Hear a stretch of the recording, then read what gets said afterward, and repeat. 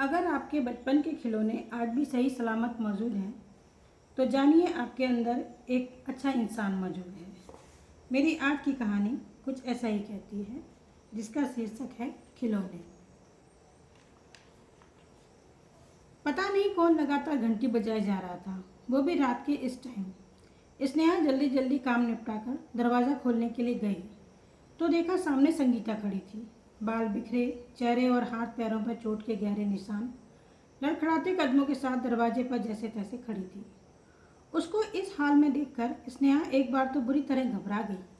अरे क्या हुआ संगीता, ये सब कैसे हुआ? स्नेहा ने पूछा। कुछ नहीं भाभी, बस सीढ़ियों से फिसल गई। विनय भी घर पर नहीं है तो सोचा आपकी मदद ले लूँ। अरे तो इसमें कहने की क्या बात है, तुम फ़ोन पर बता देती, मैं आ जाती। रुको, मैं गाड़ी की चाबी ले लूँ, फिर हम डॉक्टर के पास चलते हैं। स्नेहा ज़्यादा पूछना नहीं चाहती थी, हालांकि संगीता जो कह रही थी उस पर विश्वास नहीं हो रहा था। उसने अभी खिड़की से देखा था विनय और संगीता को किचन में कुछ बातें करते, फिर अचानक संगीता का ऐसा हाल। संगीता को दवाई दिलाकर उसने उसे अपने घर छोड़ा और खुद वापस आकर सोफे पर लेट गई। वैसे तो बहुत प्यारा कपल है संगीता और विनय का, सुंदर, पढ़े लिखे और पैसों की भी कोई कमी नहीं। बस एक ही चीज़ है जो बहुत खलती है विनय में, बहुत अड़ियल स्वभाव के हैं। उसका जिस बात पर अड़ जाए तो बस अड़ जाए। हर बार बेचारी संगीता को ही झुकना पड़ता है। स्नेहा कभी कभी सोचती, पता नहीं भगवान कोई ना कोई कमी छोड़ ही देता है हर शख्स में, जिस कारण जीवन अजाब बनने में टाइम नहीं लगता। अभी शादी को 2 साल ही हुए थे इनकी, और हमारे पड़ोस में आए 5 महीने।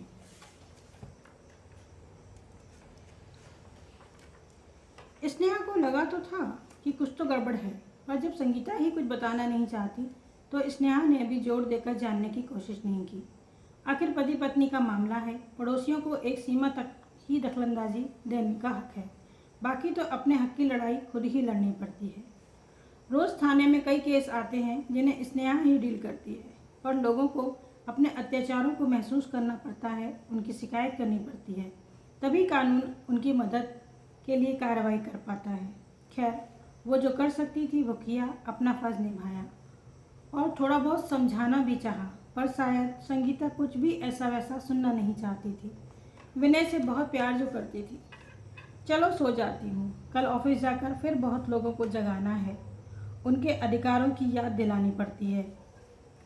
सुबह की चाय बनाते बनाते संगीता के किचन की खिड़की की तरफ से नज़र पड़ गई। अरे कौन आया है संगीता के यहाँ? कोई बुजुर्ग महिला दिख रही है। दिखने में तो सब्रांत सी महिला है, बॉब कट बाल कटे हैं और कपड़े भी सलीके से पहने हैं। आज छुट्टी है तो थोड़ा टाइम निकाल कर मिल आती हूँ। संगीता से उस दिन के बाद इतना बिजी हो गई कि जाना ही ना हो पाया, ना ही फ़ोन पर बात ही हुई। सोचते हुए स्नेहा अपना काम निपटाने लगी। दोपहर के खाने के बाद सोचा चली जाती हूँ, मिलकर आ जाती हूँ संगीता से। फ्लैट नंबर 33, यही बताया था ना उसने। फ्लैट पर पहुंचकर उसने घंटी बजाई। अंदर से आवाज़ आई, आ रही हूँ, ठहरो 2 मिनट। यह संगीता की आवाज़ तो नहीं लग रही, वो तो बहुत मधुर बोलने वाली लड़की है, शायद उस महिला की आवाज़ होगी। वो सोच ही रही थी कि तभी दरवाज़ा खुला। सामने वही बुजुर्ग महिला खड़ी थी। दोपहर के इस समय किसी का स्वागत नहीं करना चाहती थी। सपाट चेहरे के साथ दरवाजे पर खड़ी उसे घूर रही थी।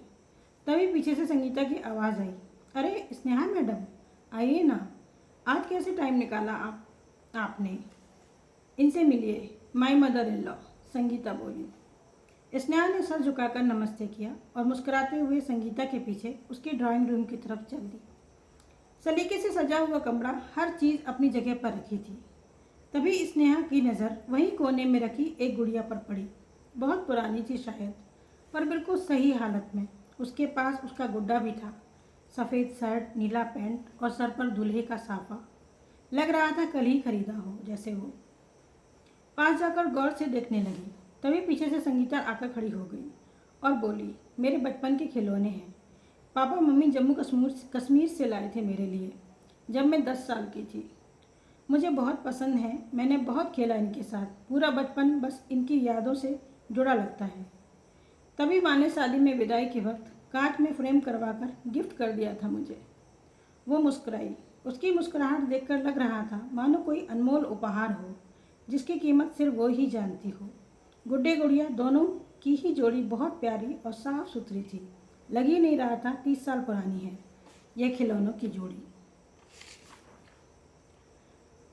संगीता की सासू माँ आ गई। धम से सोफे पर बैठते हुए बोली, अरे भाई, हमने तो अपने विनू को बचपन से खूब खिलौने लाकर दिए। वो मार्केट में जिस पर हाथ रख देता तुरंत दिला दिया करते। फॉरेस्ट ऑफिसर का बेटा था, कोई मामूली बच्चा तो नहीं कि जीवन भर एक ही खिलौने से खेले। भाई, रईस लोगों के खिलौने भी रईसों वाले होते हैं। यह थोड़ी कि एक दिलाया और बच्चा पूरा जीवन काट दे, उसके बच्चे भी उसी खिलौने से खेलें। कहते हुए जोर जोर से हंसने लगी।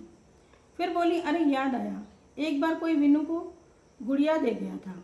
भाई, दूसरे ही दिन उसने गुड़िया के वो हाल बुरे किए कि लग ही नहीं रहा था कि कल मिली है। बाल नोच दिए, आंख बाहर निकाल दी, एक हाथ भी पता नहीं कैसा मोड़ दिया। मैंने देखा तो हंसते हंसते बुरा हाल हो गया। वो तो कोई खिलौना 2 दिन से ज़्यादा नहीं चलाता। कुछ भी दिलाओ 2 दिन बाद आकर खड़ा हो जाता। मोम टूट गया, मैं भी नया दिला देती। कौन जोड़े पुराने खिलौने 2 दिन खेल लिया बहुत है।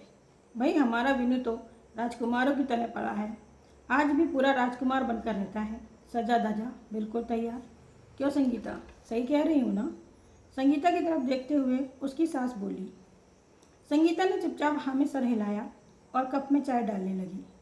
ना जाने क्यों मुझे संगीता विनय के बचपन की वो गुड़िया लग रही थी, जिसको 2 दिन में ही विनय ने तोड़ मरोड़ कर फेंक दिया था। काश विनय की माँ ने समझाया होता, खिलौनों को यूं नहीं तोड़ा जाता, उन्हें संभाल कर रखा जाता है ताकि वो हमेशा एक अच्छी याद बनकर रहें और कभी किसी को देना भी पड़े तो वो उसे एक सुंदर निशानी समझ कर रख सके। उसकी नज़र संगीता के गुड्डे की तरफ गई। कितना सुंदर, प्यारा, साफ कपड़े, संवरे हुए बाल, साफ जूते, बिल्कुल ऐसा जैसे कल ही मार्केट से आया हो। तभी विनय भी ऑफिस से आ गया। आते ही गाड़ी की चाबी किनारे फेंकता हुआ बोला, संगीता जल्दी चाय बनाओ, बहुत सर दर्द हो रहा है। आज तो बड़ी बहस हो गई उस साले बॉस से, पता नहीं क्या समझता है खुद को। पर मुझे वहाँ बैठा देखकर थोड़ा सकुचाया और अंदर चला गया। संगीता तुरंत चाय बनाने लगी। सासू माँ सोफे पर बैठकर सेल्फी लेने की कोशिश कर रही थी शायद। मैंने अब जाना उचित समझा। बस एक ख्याल मन में आ रहा था, काश उस दिन गुड़िया तोड़ने पर विनय को डांटा होता और कुछ समझाया होता तो मेरे जैसे लोगों का काम आसान हो जाता। बचपन में जो निर्जीव खिलौनों से प्यार करना सीख जाता है, बड़ा होकर वही सजीव इंसानों की भी कद्र करना सीख जाता है। धन्यवाद।